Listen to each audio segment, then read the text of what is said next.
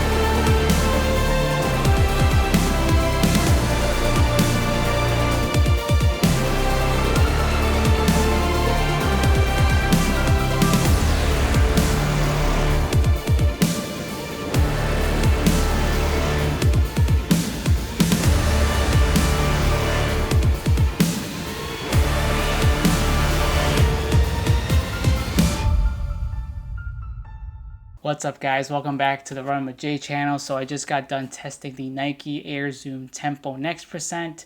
I was super excited when I got the shoe. The shoe hasn't been officially released here over in the US. However, they did release it over in Asia, and fortunately I was able to obtain a pair. So I had a really fun time testing this shoe. It was the first time I actually ran with these Air Zoom pods, or whatever you call it, that Nike has made. So, in this video, I'm going to tell you guys all about the shoe, how I feel about it, and, if it lives up to the hype. So if you guys are new to this channel, welcome. Please hit that like and subscribe button, as well as the bell for notification, and let's get started.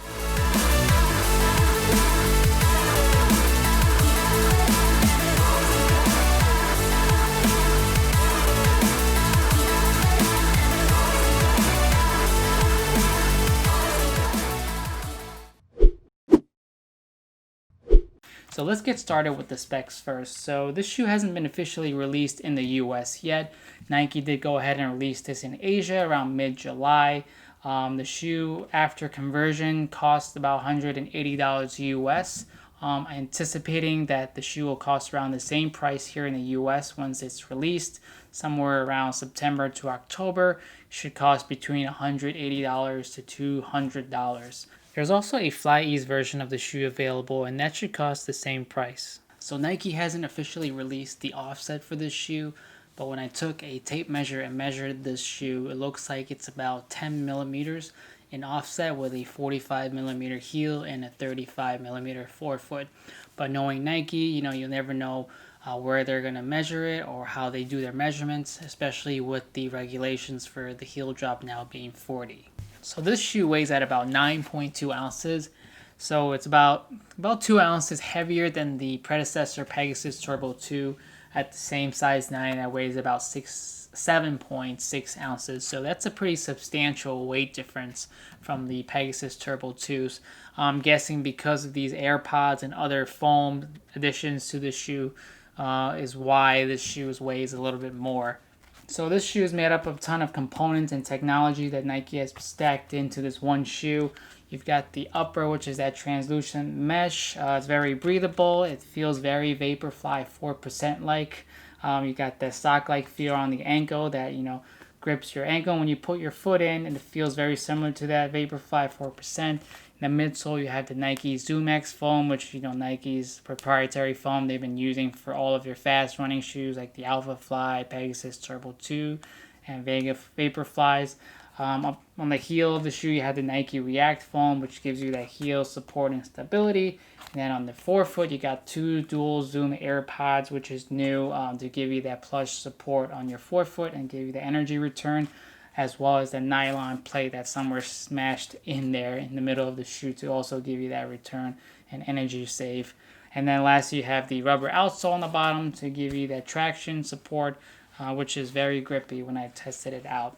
And also you have the heel tab on the back to help get your foot in the shoe easier, which is pretty nice. So comparing this shoe to all of the other competitors or other Nike shoes, it's kind of like interesting because this shoe is not the lightest, as also it's not the most expensive. It's kind of sits in the middle. But the cool thing about this shoe is it packs so much technology that's infused with that all of the other Nike shoes like the Alphafly, Vaporfly, and even the 4% has, which makes it interesting at the 9.2 ounce weight. So it costs a little bit less than the Nike Vaporfly and Alphaflies. Also costs around the same as the Saucony, Endorphin Pro, and maybe even the Speed. And also it's a little bit more than the Adidas Adizero Pro. But the weight is going to be a little bit more than those shoes in the racing category. When you're looking at the regular trainers, it's going to be a little bit less the weight than the Pegasus 37. The offset's going to be a little bit less as well, looks like. However, this shoe costs more compared to all of these other shoes like the Infinity Runs, React Miler, and Phantom Run Flyknits. They all cost a little bit less than the next Tempo percent. So also the weight of this shoe is going to be in the middle of those regular trainers, where the Phantom Run come in and out a little bit lighter, and then the React Miler topping that in the weight category, about 10.47 ounces. So this shoe is interesting. It's kind of like sits in the middle, and it's kind of a combination of the good things from all of the shoes put into one, and it's that with that you sacrifice a little bit of the weight. So I think it'll take some getting used to, but I think overall this will be a great shoe to have as a daily trainer. So between this shoe and the Pegasus Turbo 2, there's of course the weight difference of the Pegasus Turbo 2 at 7.6 ounces for a size 9 compared to 9.2 for this new Tempo Next percent. So that could be substantial for people who like a lighter shoe. Also, between the two shoes, this has actually honestly more foam, and also those AirPods, which makes it heavier. So, and also has a lot of padding compared to the Pegasus Turbo 2, which is more, I would say, of a minimal shoe. It's basically a stripped down version of the Pegasus. It doesn't have any padding really, and maybe just a little bit at the Achilles. This shoe has padding all over the Achilles area. It's got tons of foam on the bottom. So this shoe's got Zoom X and React and the AirPods. So it's stacked, and it's got a ton of foam. It'll feel different on your foot if you're used to running in the Pegasus Turbo 2s. It's got a higher stack height, so you'll be running higher. So it'll be a little bit of adjustment if you're a big fan of the Pegasus Turbo 2s and kind of like that lighter feel and or minimalist feel without much on it. So this shoe will be a little bit different, but it could be in a good way for you. So I feel like I could get used to this shoe as well with the comfort and all of this padding and the Zoom Air units, that it'll be a shoe that's comfortable for you, and you'll be able to run longer distance without any pain, and you'll also be able to do tempo and speed workouts, and it'll be less wear and tear on your legs. So this shoe currently is available in about 3 colorways for both men and women. So for the men, you have this color, which is the white pure, a white, black, super brilliant, violet, flashing crimson color. And then you also have the pure platinum, particle gray, blue color, as well as the black and white color. So for the women, very similar. You have the same colorway, which is this. And then you also have the black and glacier white colorway, as well as the pure platinum and white gray color. So overall impression, this shoe kind of looks pretty cool. The Nike's shoes are very similar, the silhouette, but this shoe, I like the colorway. Also, just the styling of it. It looks like a mashup of a Vaporfly, Alphafly, and a Vaporfly 4%. So, Nike did say they had a lot of runners and people test out this shoe before they created this thing. So there was hundreds of people that they asked to, do some testing. Looks like they took the best of each of those Vaporflies and then put them into this one shoe. So you've got the asymmetrical laces, which is very similar to the Vaporfly Next Percent. The AirPods are Alphafly Next Percent. Got the Zoom X foam and the Flyknit material on top that resembles pretty much the 4%.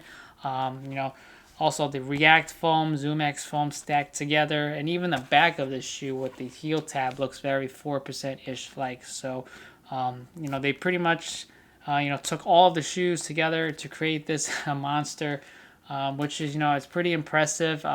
Even the outsole looks like the Alphafly as well. So, this shoe is pretty interesting. I have to run more in this to get used to it, but overall, first impression, this shoe looks pretty good. I think it's pretty nice in terms of style. The shoe is very comfortable. Also, when you put your foot in, the Flyknit material, like the 4%, locks your foot in, so you're not moving around, and it's a little bit not as narrow as the 4% in the middle, and then you feel pretty much pretty stable while you're in the shoe as well, even during turns. So overall, I think this shoe is pretty nice. It's definitely a cool looking shoe. It's kind of futuristic with everything and all the technology that's packed into it. So, yeah, I think I'll need to do some more running, but overall, I kind of like it. So initial impressions of the shoe, I was surprised to receive a white box. So this is a Nike Air Zoom box. Looks like it's a new box. Looks like a Vaporfly box, but in white. It has the digits in the back, the time code, and an Air Zoom in the front. So that was a nice surprise. So first run in this shoe, I had a good time. It was very comfortable right off the bat. I can feel the Zoom AirPods right away. Also, the React foam helped with my heel. So overall, it was a very comfortable ride. I went fast as well as slow, and it wasn't an issue. The faster I went, the more I could feel these AirPods working, and then also the React foam and the Zoom X working together. So overall, very comfortable ride. Kind of reminds me of the Pegasus 37 in the way the shoe runs. And also with the Zoom AirPods, it's definitely a different feeling. If you've never run in them before, you definitely feel like your forefoot is, squishing down every time you press on your feet. So it's a pretty nice feeling. Feels like you're stepping on jello almost. So overall, very comfortable shoe. I could use this for tempo runs or virtually any run. I can see this shoe being used as a daily trainer as well if you want to use it for. Also, the shoe, I didn't have any issues with slipping or instability. I know some shoes have a very narrow midsole area, like the Vaporfly 4%. So, when you're turning, you can feel your foot kind of like being off balance. I didn't have any issues with that. The forefoot's pretty wide with the wide toe box. So I didn't have any issues with anything on my foot. This is true to size, so the same size that I wear, size 9 for Nike. This fit me as well, so there wasn't a size difference. So overall, yeah, I would say this shoe was very comfortable to run in. I can definitely run long miles in it.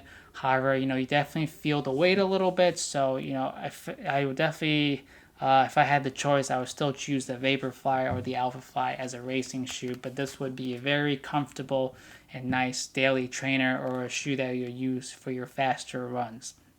Now, one thing I did notice while looking closely at these Zoom AirPods is some of the strands looks like they are already kind of detaching or bent a little bit, which I don't know if that's how it's supposed to be. It could be, I don't know if that's how it is over time, but it's something, I'm concerned about. But, time will tell to see how long this shoe lasts. So, my old Pegasus Turbo 2 lasted about 300 miles. So I'm hoping that this shoe is a more durable Alphafly or Vaporfly that it should last at least 200 to 300 miles. The outsole of this shoe is super grippy, just like the racing shoes. They have this wave pattern, and even the bottom of the shoe kind of looks like the Vaporfly. It was super grippy. I ran on asphalt and concrete today, and there were times where it was hard to lift the foot up because it kind of stuck to the ground because it's so grippy. It's got plenty of outsole rubber on the back, so you'll have no issues with traction. In terms of water resistance, I don't believe this will be very water resistant, so So your typical mesh upper. So if you're running in the rain, I highly probably wouldn't recommend doing so. Once they get wet, it's definitely going to be heavier. So speaking of weight, this shoe is about 9.2 ounces, so it's a little bit heavy compared to the Pegasus Turbo 2 that it's supposed to replace, or even any other racing shoe. But I guess Nike didn't intend the shoe to be a racing shoe anyways. So this will be a kind of like a infinity run, fast run shoe where you'll use for faster runs, but also give you that comfort. So overall this shoe is great. I think I would actually replace the Infinity Run now as my daily trainer if this shoe will last long. But I highly doubt this shoe will last 500 miles compared to the Infinity Run that I originally purchased back in January, which has almost 600 miles now. So I wish the durability on this shoe would last that long, but I highly doubt it. Only time will tell. So overall, this shoe, I had a great time testing in it. It was comfortable. It has all the support and foam, and you definitely feel right away when you're stepping in this shoe at the stack height. It reminds you of the Alphafly and Vaporfly because you're so high up. And it's a positive thing in a way because when you're running, it gives you more support for your foot and for your legs, so it causes less pain, and that's something that I like. So overall, I really like this shoe. I think this shoe is great for someone looking for a faster paced daily trainer. So if you have the Infinity Run or a shoe like that, that'll be more for recovery, slower paced runs. And this shoe will be for your faster tempo runs, fartlegs, intervals.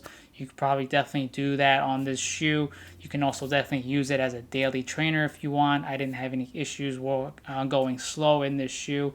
So it's a great shoe to add to your lineup. Definitely not a shoe. I mean, you could definitely race with it. However, personally, I would still choose the Vaporfly or the Alphafly just due to the weight, since this shoe is a little bit heavy, around 9.2 ounces. So the weight does make a difference on your legs, after 20 miles or, even 10 miles. So, the shoe is good for training. However, it's not a racing shoe, and I don't think Nike intended it for that to be a racing shoe either. So great shoe, has a lot of foam, high stack height, new technology. Looks like Nike crammed all of their latest technology into this beast. So I'm looking forward to see when the shoe will be released in the US or if they're going to make any modifications before then. So overall, a great shoe if you want to go ahead and purchase it for a daily trainer or a faster paced run. And it's as a substitute for the Pegasus Turbo 2s.